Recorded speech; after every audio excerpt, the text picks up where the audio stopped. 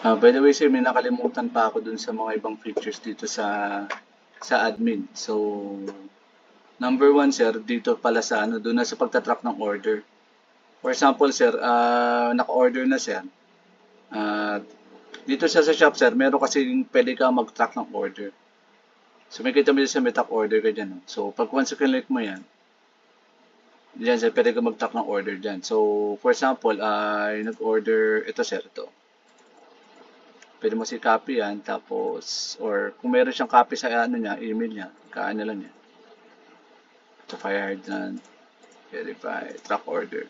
So, yan, sir, may kita yan, sir. Pagka na-order na-ship na, or verified na, ship, or delivered. So, paano mababago to, sir? So, dito sa admin, sir, yan, pwede mo lagay yung update order dito, sir. For example, itong 93, yung dulo. So, ito 93. So, pwede mo yung update order. Ulitin natin, lagay.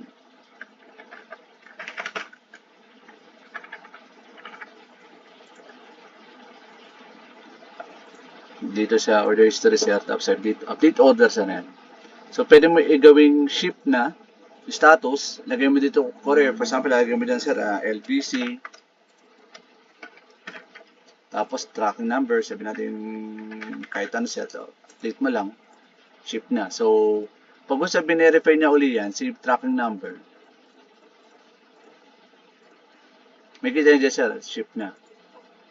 So, ayan, sir, tracking number, delivered by LBC. Tapos yan, ayan, nandiyan yung ano. Nandiyan yung information. So, malalaman mo kung na-track na. So, pag sa delivered, sir, syempre, kayo naman magko-confirm ko na deliver na.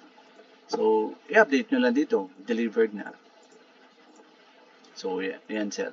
So, pag sa trenak niya uli yan, ayan, delivered na.